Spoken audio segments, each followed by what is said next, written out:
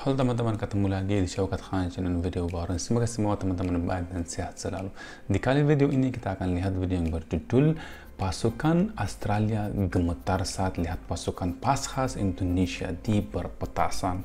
Dan ini berpetasannya mana dan kapan mungkin ini kisah yang pernah terjadi di zaman dulu. Kita akan ke video setelah kita akan lihat apa saja video ini. Dan kalau teman-teman baru ke channel ini, tolong jangan lupa subscribe dan like video ini. Mari kita ke video.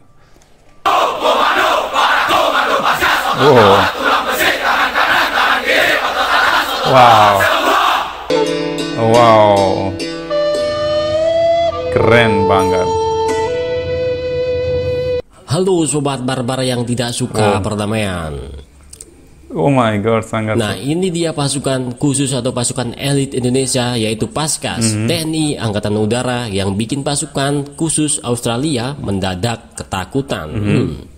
Berikut alasannya. Selain Kopassus yang dikenal sebagai pasukan khusus, ada juga satuan elit dari TNI Angkatan Udara yang bernama pasukan KAS, yaitu Paskas. Paskas, oke. Namun, satuan elit TNI 1 ini merupakan satuan paling minim informasi kekuatannya, sehingga sering membuat musuh susah untuk menebaknya. Pasukan ini dikenal pula sebagai Korps Baret Jingga, mengingat baret yang digunakan berwarna jingga, ya. Nah, di dalam Korps Paskas juga terdapat pasukan khusus yang dinamai Bravo 90. Pasti kalian sudah tahu, bos. Nah, dalam kegiatan sehari-hari, banyak orang menyangka jika personel Paskas adalah anggota Kopassus. Tapi kok warna baretnya jingga bukan merah darah, ya kan? Nah, nama pasukan KAS pun banyak yang mengundang tanda tanya karena terasa aneh.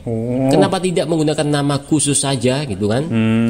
Paskas memang pasukan khasnya Indonesia gitu. Kekhasannya atau ciri khasnya adalah terdapat pada kemampuan para personil pasukan itu untuk mengoperasikan bandara atau pangkalan udara. Sebagai pasukan elit andalan TNI Angkatan Udara, tugas utama Paskas adalah menjaga pangkalan udara dan semua asetnya. Dalam peperangan, tugas utama mereka juga menguasai pangkalan udara lawan dan kemudian mengoperasikannya kalau sudah terkuasai penuh. Itulah kekhasan pasukan Paskas, yakni pasukan khusus Indonesia. Nah, itulah kekhasan pasukan Paskas, yakni kemampuan mengoperasikan pangkalan udara untuk penerbangan pesawat. Satu-satunya pasukan elit TNI yang bisa mengoperasikan bandara atau pangkalan udara memang hanya Paskas. Mereka telah mendapatkan pelatihan mengoperasikan pangkalan udara secara memadai. Suatu kali ketika pasukan Australia mendarat di Timur-Timur, usai jajak pendapat tahun 1999, dan Timur-Timur kemudian lepas dari Indonesia. Nah, waktu Timur-Timur berarti Timur Leste, ya. itu tentara Australia sangat terkejut melihat sepak terjang pasukan Paskas ini, yaitu TNI Angkatan Udara. Pasalnya semua personel pasukan Paskas yang bertugas di Bandara Internasional Komoro, sekarang Bandara Presiden Nicolau Lobato, ya, secara teknis mahir mengoperasikan bandara. Pasukan Australia yang semula tampil arogan berubah jadi segan terhadap para personil pasukan khusus, yaitu Paskas. Pasalnya di kepala para pasukan Australia hanya pasukan SAS Inggris yang punya kemampuan mengoperasikan bandara. Nah, salah satu kemampuan tempur pasukan TNI yang sangat jarang dimiliki oleh pasukan militer pada umumnya dan harus bertaruh nyawa adalah operasi tempur Combat SAR. Kemampuan melaksanakan misi SAR sambil bertempur melawan musuh ini dimiliki oleh pasukan Baret Jingga, yaitu Paskas TNI Angkatan Udara. Misi tempur Combat SAR adalah misi menyelamatkan pilot tempur yang ejek atau bailout, melompat menggunakan kursi pelontar setelah pesawat tempurnya ditembak jatuh. Pilot yang berhasil mendarat selamat itu akan menjadi masalah ketika lokasi pendaratannya di daerah musuh. Dan untuk menyelamatkannya membutuhkan pasukan yang memiliki kemampuan Combat SAR. Nah, di lingkungan TNI Angkatan Udara, para pilot tempur memang demikian istimewa dan berharga. Pasalnya butuh waktu bertahun-tahun untuk mencetak seseorang pilot tempur yang dari sisi biaya saja minimal membutuhkan dana 1 miliar per orangnya. Oleh karena itu, demi menjamin keselamatan pilot tempur, Pasukan Paskas, yaitu pasukan elit Indonesia, sebagai pelindungnya pun dibekali kemampuan combat SAR. Dalam pelaksanaannya, operasi combat SAR harus terencana matang, cepat dan akurat demi menghindari serangan pasukan lawan. Nah, jika sampai disergap, akibatnya para personil yang sedang melaksanakan misi combat SAR bisa saja gugur dalam tugasnya. Kadang operasi combat SAR memang berlangsung dalam hujan tembakan pasukan musuh, seperti yang sering terjadi dalam Perang Vietnam tahun 1968 sampai tahun 1975.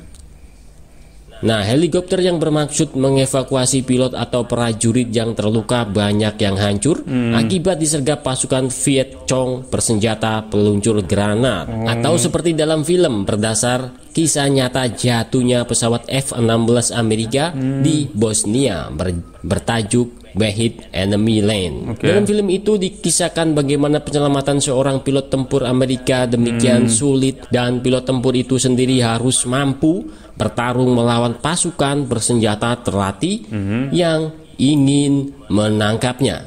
Dalam operasi standar yang dilaksanakan oleh TNI Angkatan Udara, misi tempur combat SAR biasanya melibatkan 2 helikopter tempur. 1 helikopter bertugas menurunkan pasukan penyelamat dan 1 heli tempur lainnya bertugas sebagai pelindung air cover. Misi combat SAR berlangsung secara mungkin dalam hitungan detik, karena pasukan penyelamat bukan bertugas untuk menghadapi pasukan lawan kemudian datang dalam jumlah besar. Namun jika terpaksa, mereka pun akan bertempur sampai titik darah penghabisan, ya kan? Apalagi pasukan Paskas adalah juga pasukan para komando yang terlatih berperang dalam kondisi dan situasi apapun demi menyelamatkan pilot tempurnya. Luar biasa ini. Ya, memang ada, setiap kelompok ada tugasnya beda. Setiap kayak ada TNI, Kopassus, Paskas, dan di setiap negara itu ada macam-macam kelompok seperti itu, dan setiap kelompok itu ada tugasnya sendiri. Ada yang untuk menyelamatkan perbatasan, terus biasanya tentara itu selalu berada di perbatasan, terus ada yang di dalam kota, dan ada yang sama sekali tidak ada, kayak special force itu selalu latihan. Mereka selalu latihan walaupun tidak ada apa-apa, tapi mereka itu selalu harus latihan. Dan setiap kelompok itu ada tugas khusus, dan setiap kelompok punya posisi sendiri. Dan kalau mau menjadi kayak special force harus pendidikannya beda, terus harus mentally dan physically itu harus dia kuat, baru dia bisa menjadi ataupun punya posisi seperti itu. Dan aku sangat suka video ini dan sangat berterima kasih dari teman-teman yang rekomendasi aku video ini. Kalau teman-teman baru ke channel ini, tolong jangan lupa subscribe, like video ini. Kita akan bertemu di video selanjutnya. Sampai jumpa.